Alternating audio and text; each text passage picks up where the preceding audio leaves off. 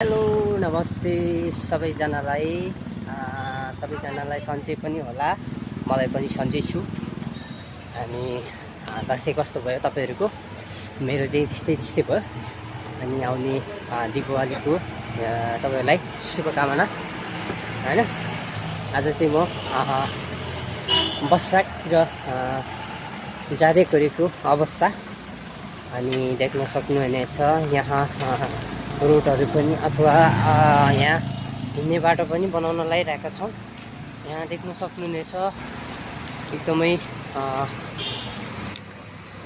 यहाँ जो गोरेटुका मतलब यहाँ साइडमा हिँड्ने बाटो अहिले चाहिँ अलि गोर्खा पनि अलिक विकसित हुन थालेछ हैन।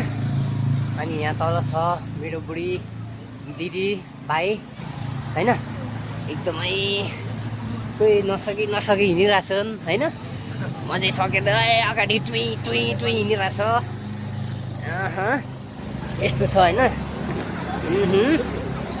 यहाँ देख्न सक्नुहुनेछ गोर्खा बजार। यो हो नि त नि लाइन। अनि यो पनि सायद 1-2 महिनामा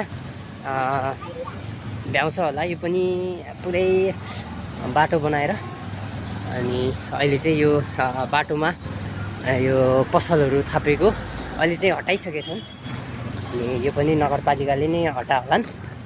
अनि हैन भन्दै मेरो छोटो भिडियो यहीँसम्म। अनि मेरो अर्को भिडियोमा भेटौँला हामी सबै भन्दै आजलाई बिदा हुन्छु। हस्त धन्यवाद, बाई। ओके।